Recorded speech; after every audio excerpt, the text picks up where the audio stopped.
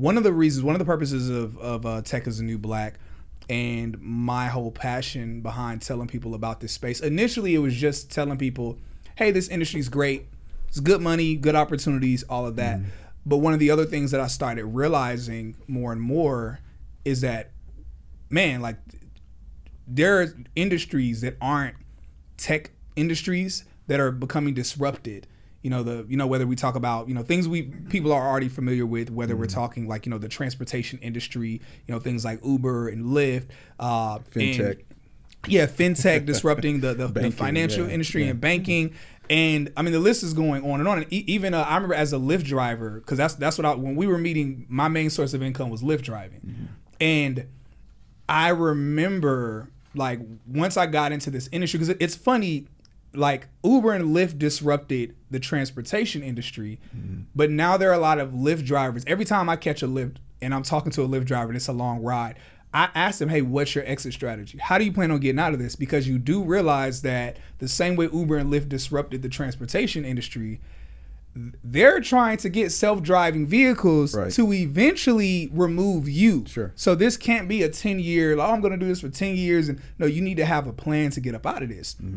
So now that's just like one example, but this spreads across multiple industries where people don't realize what's about to happen to their industry or their corner of the world where they think they're safe. And so my passion became, hey man, I really want to, even if people don't want to be in tech, you need to be aware of some of the things that are coming downhill that are going to affect you whether or not you want it to. So from your vantage point, like what are some of the things, whether we talk about like Web 3.0 or, the Metaverse or other things that are happening that people might want to look into a little bit? I would probably say AI, machine learning. Okay. That's in practice. I mean, there's some things you're touching on that, some of the traditional everyday tasks that happen, say, in an IT operation. Now you have systems that can kind of make decisions on their own, particularly in the security space, right? So what used to be, you had monitoring, intrusion detection, IPS stuff going on where you just got to look at things that are happening and then someone has to react to it. Yeah. That reaction now is based on some type of model. I just invested in a, don't y'all judge me for this investment. Nobody judge me for this. But I got pulled in. It was on Instagram. I don't invest from stuff I see on Instagram usually. Meme stock, huh? No. It wasn't meme stock. It's a company where they utilize, I believe, a version of machine learning where they have, it's like an actual like robot or hardware that it can watch you do something and it learns what you did. So they're using it right now first inside of like certain fast food chains where it can watch the task that someone will do. If it's like a task that's like very repetitive, them grabbing something and the machine, like it can scan you and watch the task that you're doing.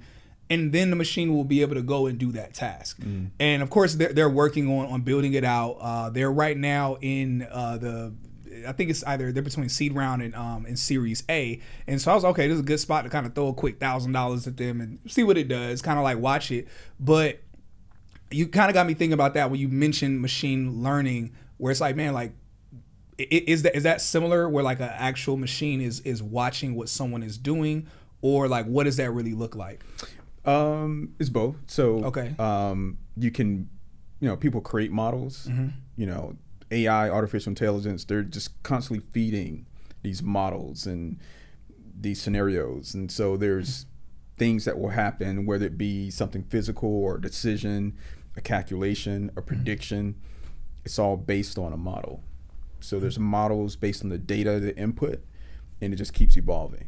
And so every time you use your phone, Facebook, TikTok, IG, they're capturing every interaction. Everything you're doing, and they can kind of predict what you're gonna do.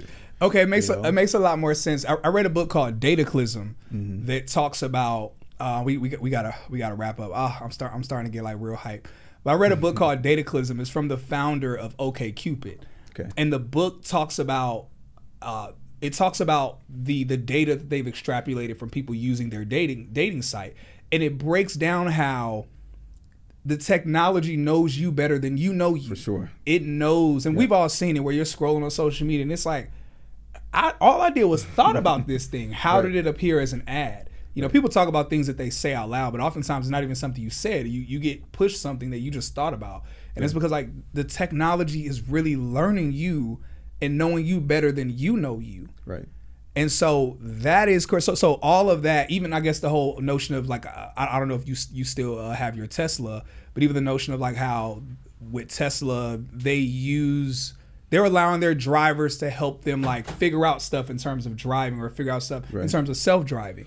And so all of that is a part of machine learning. Right. Man. Data. Data is king. One of the most valuable assets in the world. Data is king. Is data. Yeah.